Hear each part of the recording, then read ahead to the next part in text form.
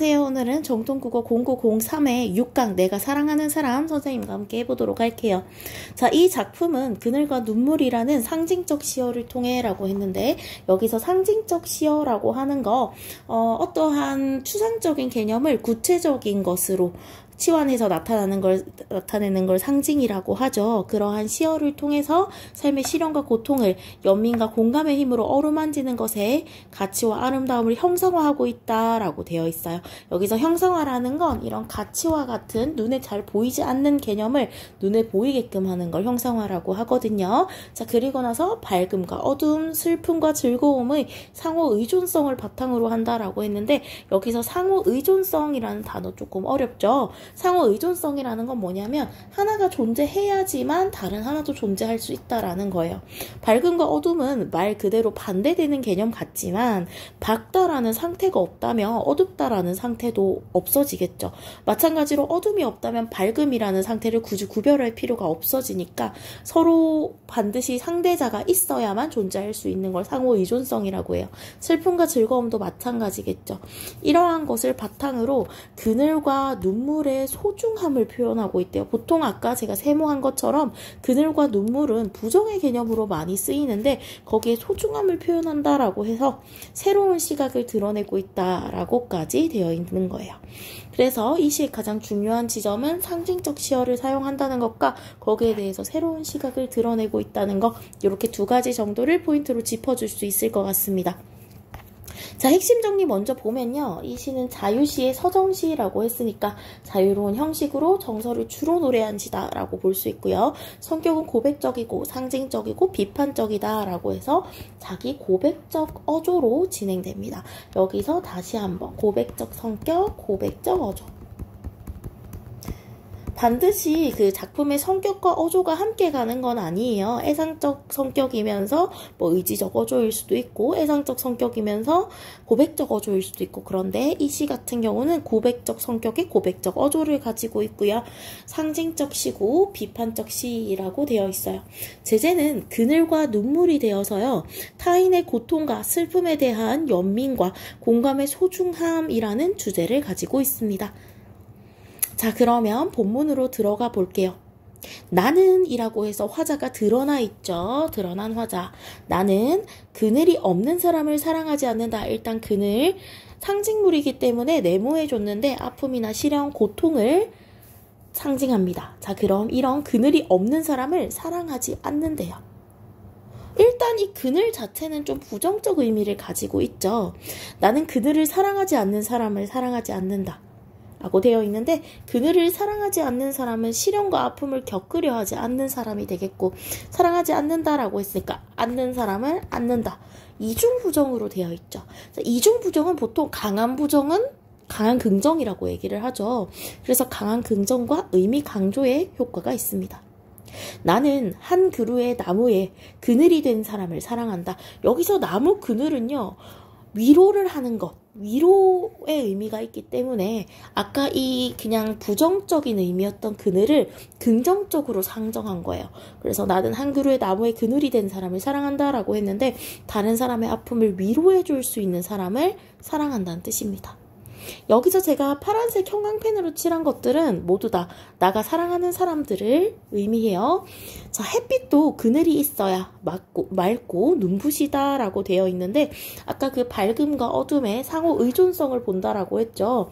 이 햇빛이라는 것도 결국은 그늘이 있어야만 맑고 눈부시다는 걸 인지할 수 있다라는 거예요.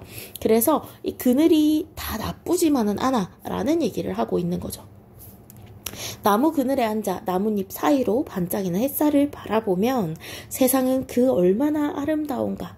자, 이 그늘이라는 존재 때문에 세상이 아름다워 보임을 강조하고 있죠. 어떤 방법으로? 서리법으로. 나는 눈물이 없는 사람을 사랑하지 않는다. 자, 여기서 다시 화자 등장하고요. 화자는 눈물이 없는 사람을 사랑하지 않는데요. 근데 이 눈물은 상징물이에요. 그래서 이 눈물이 뭘 상징하냐면 슬픔과 고통을 상징하겠죠. 근데 보통 통상적으로 이런 슬픔과 고통은 부정의 의미를 가져요. 근데 나는 눈물을 사랑하지 않는 사람을 사랑하지 않는데요. 또 이중 부정 나와서 의미 강조하고 있죠. 슬픔이나 고통을 겪으려 하지 않는 사람을 눈물을 사랑하지 않는 사람이라고 이야기했어요. 그래서 나는 한마군에 눈물이 된 사람을 사랑한다 라고 되어 있죠. 여기서 눈물은 위에 나온 이 슬픔과 고통보다는 긍정적 의미를 띠고 있습니다. 한마군에 눈물이 된 사람이라는 건 다른 사람의 아픔과 슬픔을 함께 나눌 수 있는 사람을 의미한다고 하죠. 기쁨도 눈물이 없으면 기쁨이 아니다. 자, 아까 기쁨과 슬픔의 상호 의존성을 보고 있어요. 그래서 결국은 이 눈물이라는 존재가 있어야만 기쁨도 있는 것이다 라고 하면서 사랑도 눈물 없는 사랑이 어디 있는가 라고 하면서 눈물이 없는 기쁨과 사랑이 없음을 강조하는 서리법 사용하고 있어요. 나무 그늘에 앉아 다른 사람의 눈물을 닦아주는 사람. 자, 여기서 다른 사람의 눈물을 닦아주는 사람은 다른 사람의 아픔을 위로할 수 있는 사람이 되겠죠. 이렇게 위로할 수 있는 사람의 모습은 그 얼마나 고요한 아름다움인가 라면서 서리법도 드러내고 있고요. 아픔과 슬픔을 함께 나눌 때 세상의 아름다워짐을 드러내고 있습니다. 자, 그래서 보통은요, 그늘도 그렇고 눈물도 그렇고 부정적 의미를 가지지만 여기서의 화자는 그늘도 눈물도 모두 사랑한다라고 이야기를 했어요. 그 이유는 상호 의존적 관계에 있겠죠. 기쁨도 햇빛도 밝음도 기쁨도 눈물이 있고 그늘이 있어야만 있을 수 있다라는 걸 보여줌으로써 이러한 눈물이나 그늘의 긍정성을 강조하고 있다라고 보실 수 있고요. 주로 사용된 표현법 지금 계속해서 서리법, 질문하는 방법 사용하고 있는데 이건 그냥 질문이라기보단 질문을 통해서 당연한 것을 물어보는 거예요. 그럼으로써 오히려 더 거기에 대해서 강조하는 거, 이걸 서리법이라고 이야기를 하죠. 그리고 봐서 알겠지만 위에서부터 나는 뭐 앉는다 사랑한다, 앉는다 사랑한다, 그리고 뭐뭐인가, 뭐뭐가, 뭐뭐온가 이런 식으로 문장의 구조가 계속해서 반복되는 양상을 보이고요. 문장 구조의 반복을 통해서 운율을 형성하고 있고 내용을 강조하고 있다는 것까지 한번 짚어보면 전체적인 내용에 대한 이해가 좀 될 것 같아요. 자, 여러분들 필기 못한 친구들은요, 화면 한 번씩 멈춰놓고요, 필기 마저 해주시기를 바라요. 자, 그러면 밑에 다시 정리해보자면요. 그늘과 눈물의 의미는 그늘은 원래 아픔, 시련, 고통, 눈물은 슬픔, 고통인데 이러한 것들이 부정적이지만은 않다라는 얘기를 하고 있어요. 햇빛의 가치를 드러내주고요. 눈물은 기쁨과 사랑의 가치를 드러내줘요. 그렇기 때문에 타인의 고통과 슬픔에 대한 공감과 연민의 소중함을 강조하고 있어요. 이 공감과 연민을 하는 게 결국은 그늘을 이해하고 눈물을 흘려주는 게 되겠죠. 자, 그래서 이러한 부정적인 개념을 긍정적으로 바꾸어서 이런 공감과 연민의 소중함을 드러내고 있다라는 점에서 좀 참신한 표현이 들어가 있다라고 볼 수 있겠죠. 이중 부정을 사용한 효과를 다시 한번 정리해보자면요. 앉는 사람을 앉는다, 앉는 사람을 앉는다처럼 이중 부정이 계속해서 사용되고 있는데 이 부정어를 계속 반복 사용함으로써 더 명확한 의미를 제시하고요. 의미를 강조하는 효과를 준다라는 거 정리해 볼 수 있겠죠. 자, 그럼 여기까지 하고 요거 필기 못한 친구들도 지금 멈춰놓고 바로 필기해 줄게요. 문제 풀어볼 건데요. 문제는 여러분들이 먼저 풀고 나서 선생님과 봐야겠죠. 그래서 일단 먼저 풀고 오셔서요. 다시 동영상 재생하시고 밑에 문제 같이 보도록 하겠습니다. 자, 그럼 1번으로 가볼게요. 위클에 대한 설명으로 적절하지 않은 거 고르라고 했는데요. 타인의 슬픔과 고통에 공감하는 태도가 아름답다고 여긴다 라고 해서 이 슬픔과 고통에 공감하는 태도가 결국 그늘이고 눈물이겠죠. 그런 것들 아름답다고 여기니까 요거 맞는 거 되겠습니다. 눈물과 그늘의 상징을 통해 시련과 아픔의 가치를 드러내고 있다. 그렇죠. 눈물이라는 고통, 그리고 그늘이라는 시련, 이런 것들을 통해서도 우리가 긍정적인 어떤 가치를 찾을 수 있다라고 말하는 시니까 2번도 맞는 거 되겠습니다. 화자가 사랑하는 사람은 자신을 드러내지 않고 남을 배려하는 사람이다. 물론 자신을 드러내지 않고 라는 말을 직접적으로 하지는 않았죠. 그렇지만 그늘이라는 그 표현에서 유추할 수 있고요. 그렇게 하면서 남을 배려, 눈물을 흘려줄 수 있는 사람이니까요. 맞는 거 되겠죠. 기쁨과 사랑은 슬픔과 고통을 극복한 사람만이 느낄 수 있는 것이라고 본다. 너무 맞고요. 자, 햇빛과 기쁨을 긍정적인 의미로만 사용하여 삶의 밝은 면만 강조한다라고 했는데 햇빛과 기쁨을 긍정적인 의미로 사용했다는 것까지는 맞다고 치더라도 삶의 밝은 면만 강조했다면 그늘이나 뭐예요? 그늘이나 눈물을 사랑한다라는 말을 하지 않았겠죠. 그쵸? 그렇기 때문에 정답 5번 되겠습니다. 자, A에 담긴 함축적 의미로 가장 적절한 거 했는데요. A 같은 경우는 위로 올라가 보면 햇빛도 그늘이 있어야 맑고 눈부시다 라고 이야기를 했어요. 그렇기 때문에 A에 담긴 함축적 의미는 어떠한 시련이나 고통이 있어야만 밝음, 행복 이런 것들도 있다라는 거니까요. 인생의 밝음과 어둠은 균형을 이루어한다? 균형이란 말 따로 나오진 않았죠. 그쵸? 시련을 극복한 사람이야말로 진정한 행복을 알 수 있다는 것을 그쵸? 진정한 행복과 시련이라는 것의 상호 의존성을 이야기하고 있으니까 정답 2번 되겠죠. 타인의 고통을 외면하지 않고 뭐 여기까지는 위로에 대한 이야기 있었으니까 함께하는 삶이 아름답다. 함께 고통하라는 건가요? 또는 함께 외면하지 않고 그 타인과 함께 하라는 건가요? 둘 다 이상한 해석이라고 보입니다. 그쵸? 그래서 이 함께라는 게 키워드가 아니었기 때문에 3번도 틀렸습니다. 시련과 고통은 가능한 피하는 것은 시련과 고통을 부정적으로 봤다는 건데 위시에서 하고 싶은 말이 뭐였죠? 네, 이런 시련과 고통들도 결국은 받아들여야 한다. 그걸 받아들임으로써 오히려 밝은 면 또는 위로 연민을 할 수 있다라는 이야기였으니까 4번도 틀렸습니다. 타인의 눈물을 닦아주는 것이 인간다운 삶이라는 같이 인간다운 삶 이런 말이 나오지가 않았죠. 그래서 정답 2번 되겠습니다. 다시 한번요. 자, 3번 같은 경우는 비와 같은 심상이 사용된 시구가 아닌 거라고 물어보고 있는데요. 비가 뭐냐면 나뭇잎 사이로 반짝이는 햇살을 바라본대요. 그래서 시각적 심상이라고 볼 수 있습니다. 자, 그러면 이 시각적 심상이 사용된 시구가 아닌 거 찾아보자면요. 하롱하롱 꽃잎이 지는 어느 날 시각이네요. 하이한 색채 이미지 나왔으니까 시각입니다. 은빛, 달빛 시각이네요. 그리고 눈부신 햇살 아래 붉게 색채 이미지 시각이네요. 내 볼에 와닿던 네 입술의 뜨거움이라고 했으니까 촉각이네요. 정답 몇 번 되겠어요? 5번 되겠죠. 나머지 다 시각인데 5번만 촉각이라서 정답 5번 되겠습니다. 자, 그리고 4번 웨이클에 나타난 화자의 어조로 가장 적절한 거 했는데 제가 아까 고백적 어조라고 이야기했죠. 그래서 찾아보면 권유, 해악, 의지, 고백, 낙천이니까 정답 4번 되겠습니다. 여러분 여기 낙천이 나와서 말인데 긍정과 낙천의 차이를 알고 계시나요? 낙천은 긍정보다 조금 더 좀 이렇게 나이브한 거 어떻게 보면은 그냥 너무 긍정적인 거라고 보면 돼요. 쉽게 말하자면요. 긍정적인 태도는 내가 모래밭에서 아이스크림을 먹고 있어. 근데 툭 흘렸어. 괜찮아. 모래 털어내고 먹으면 돼. 이게 긍정적 태도라면요.